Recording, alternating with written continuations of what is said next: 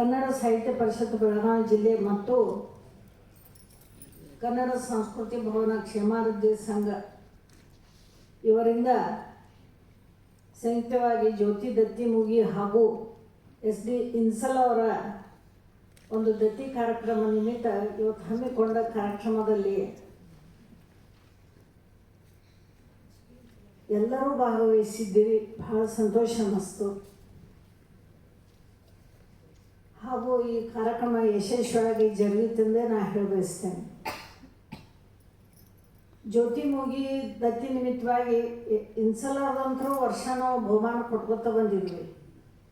ಪ್ರಬಂಧ ಸ್ಪರ್ಧೆ, ಗಾಯನ ಸ್ಪರ್ಧೆ, ವಿವಿಧ ಸ್ಪರ್ಧೆಗಳನ್ನು ಬೇರೆ ಬೇರೆ ಶಾಲೆಯಲ್ಲಿ ಪ್ರತಿ ವರ್ಷ ಹಮ್ಕೋತ ಬಂದಿದ್ದೀವಿ. ಪ್ರತಿ ಸಲ ಜ್ಯೋತಿ ನಮ್ಮ ಬದಾಮಿಯವರೇ ತಗೋತಿದ್ರು. ಈ ಸಲ ಮೆಣಸಿನಕಾಯಿ ಬೇರೆ ಶಾಲೆ ಹುಡ್ಕೊಂಡು ಬೇರೆ ಕಡೆ ಹೋಗಿತ್ತು.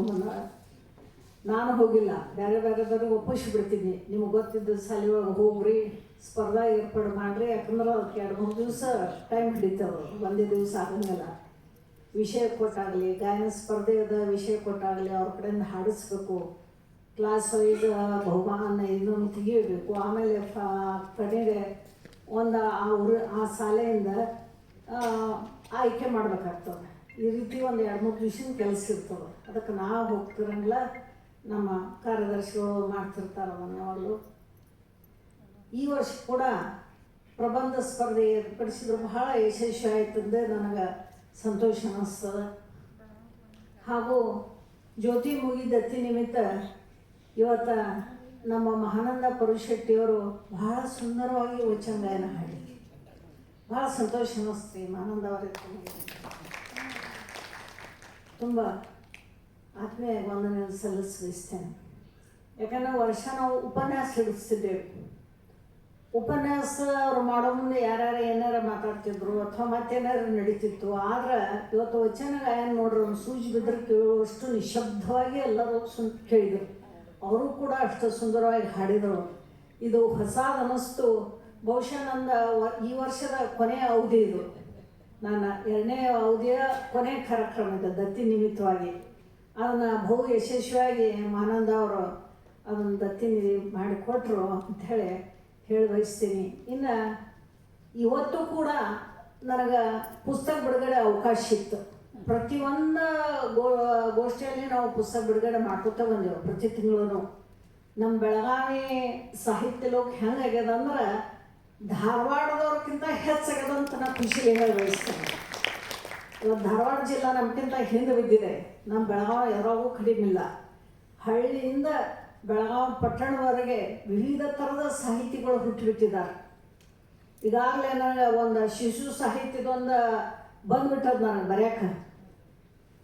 ಕುಂಡಿ ಅಂಥೇಳಿ ಅವರು ಬರೆದಿದ್ದಾರೆ ಪುಸ್ತಕ. ಮೇಡಮ್ ನಿಮ್ಮ ಅಭಿಪ್ರಾಯ ಬರೀರಿ ಇದ್ರವತ್ತು. ಇನ್ನು ಮುಂದೆ ಅದು ಒಂದಿದೆ. ಅಂದ್ರೆ ಯಾವುದೇ ರೀತಿಯ ಸಾಹಿತ್ಯ ಒಳಗೆ ನಮ್ಮಲ್ಲಿ ಕಮತರತೆ ಇರಲಿಲ್ಲ. ಹೀಗಾಗಿ ನಮ್ಮ ಪ್ರೇಮಕರ್ ಪಾರ್ವತಿಯವರು ಬಹಳ ಸುಂದರವಾಗಿ ಈ ಕಾರ್ಯಕ್ರಮ ಏನು ಮಾಡಿದಾರಂದ್ರೆ ಪುಸ್ತಕನ ಬರೆದಿದ್ದಾರೆ. ನಾನು ಭಾಳ ಸೇರ್ತೀರಿ ಪಾರ್ವತಿಯವರ. ಎಲ್ಲೇ ನಾವು ಯಾವುದೇ ಪ್ರವಾಸಕ್ಕೆ ಹೋಗ್ಬೇಕಾದ್ರೆ ದೇವಸ್ಥಾನ ಪ್ರವಾಸಗಳಿಗೆ ನಾನು ಬರೀ ನಮ್ಮ ಜಿಲ್ಲಾದಟ್ಟ ಬರ್ದಾರ ಮಾಡಿದ್ನಿ. ಅಖಿಲ ಭಾರತದ್ದೇ ಬರೆದು ಬಿಟ್ಟಾರ ಅವ್ರು.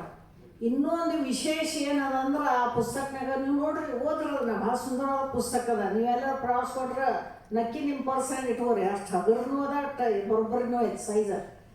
ಅದ್ರೊಳಗೆ ಏನು ಬರ್ದಾರಂದ್ರೆ ಯಾವ್ಯಾವ ಸ್ಥಳದಿಂದ ರೈಲ್ವೆಗಳು ಬಿಡ್ತಾವೆ ಹಾಗೂ ಆ ಗುಡಿಯ ದರ್ಶನ ಟೈಮ್ ಬರ್ದಾರ. ಅದ್ರ 5ರಿಂದ ಸಂಜೆ 4 ತನೋ ಮಧ್ಯಾಹ್ನ ತನೋ, ಮತ್ತು ಯಾವ ದೇವಸ್ಥಾನದಾಗ ಉಚಿತ ಪ್ರಸಾದ ಐತಿ ಅದು ಕೂಡ ಅದರವರು ಬರ್ತಾರೆ. ಅಲ್ಲಿ ಉಚಿತ ಪ್ರಸಾದ ಸೇವೆ ಇದೆ ಅಂತಲೂ ಬರ್ತಾರೆ. ಅಂದ್ರೆ ನಿಮಗೊಂದು ಬೇಸಿಕ್ ಅಂತಾರಲ್ಲ, ಪ್ರಾಥಮಿಕ ಜ್ಞಾನವನ್ನು ಆ ಪುಸ್ತಕ ಕೊಡ್ತದೆ. ಕೈಪಿಡಿ ಇದ್ದಂಗಿದೆ ಅದು.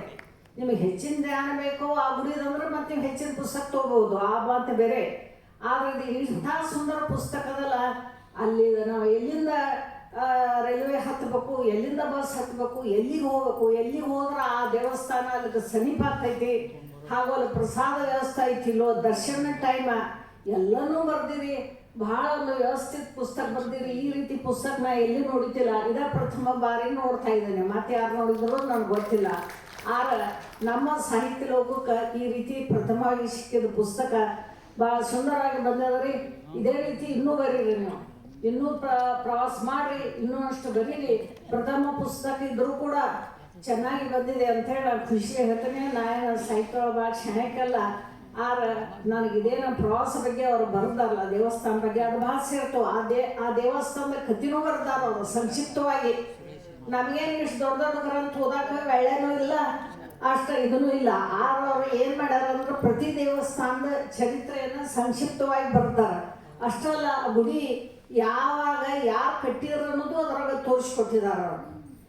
ಅಂಥದ್ದೊಂದು ಸಂಕ್ಷಿಪ್ತ ಪರಿಚಯವನ್ನು ಅವರು ಎಲ್ಲ ರೀತಿಯಿಂದ ಮಾಡಿದಾರ. ಆ ದೇವರ ಚರಿತ್ರೆನೂ ಬರ್ದಾರ, ಆ ಗುಡಿ ಯಾವಾಗ ಕಟ್ಟೈತೆ ಅನ್ನೋದು ಬರ್ದಾರ, ಅಲ್ಲಿ ಹೋಗುವ ಟ್ರೈನ್ ವ್ಯವಸ್ಥೆನೂ ಬರ್ದಾರ, ಅದ್ರ ಬಾಗಿಲು ಯಾವಾಗ ಹಾಕ್ತದೆ, ಯಾವಾಗ ತೆರೆದಾರ ಅದನ್ನೂ ಬರ್ದಾರ, ಪ್ರಸಾದ ವ್ಯವಸ್ಥೆನೂ ಬರ್ದಾರ.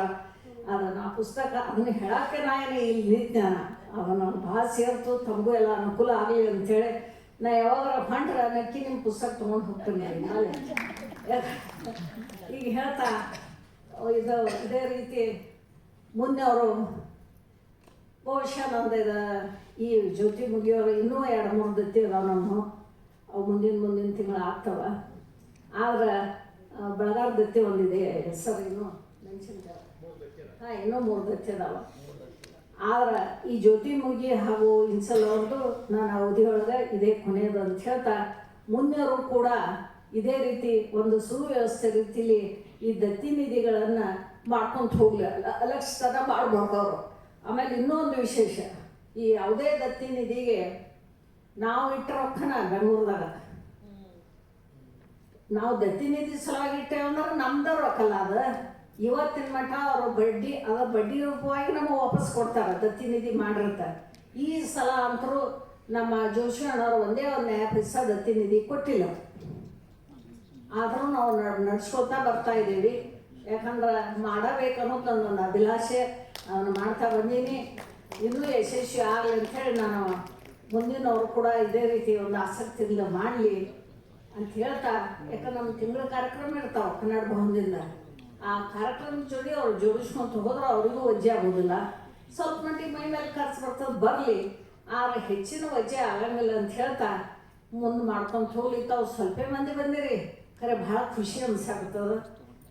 ತಾವೆಲ್ಲ ಬಂದಿದ್ದಕ್ಕೆ ಮತ್ತೊಮ್ಮೆ ತಮಗೆಲ್ಲ ವಂದನೆಗಳನ್ನು ಧನ್ಯವಾದಗಳನ್ನು ಹೇಳ್ತಾ ನಾನು 2 ಮಾತುಗಳು ಮುಗಿಸ್ತೀನಿ. ಏನಾಯ್ತು ಇನ್ನೂ ನಾವು ದಿನಾಂಕ ಮಾಡ್ರಿ,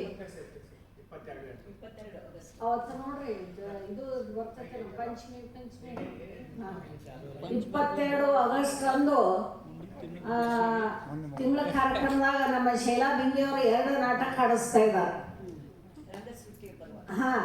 ಯಾರ್ರಿ ರಂಗ ಸೃಷ್ಟಿ ಪರ್ವತ ಅಂತ ಹೇಳಿ 2 ನಾಟಕಗಳನ್ನ ಮಾಡಿಸ್ತಾ ಇದ್ದಾರೆ.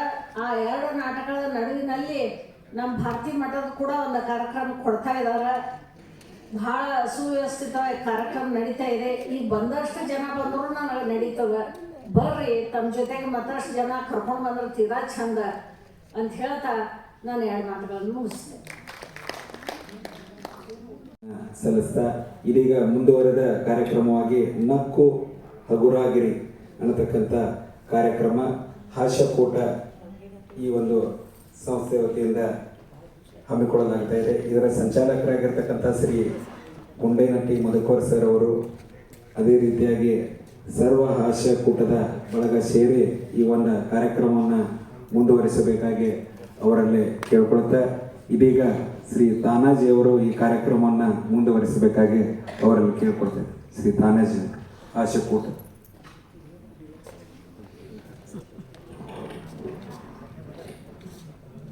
ಅದಕ್ಕೂ ಮುಂಚೆ ಇಂದಿನ ಕಾರ್ಯಕ್ರಮದಲ್ಲಿ ಭಾಗಿಯಾದಂತಹ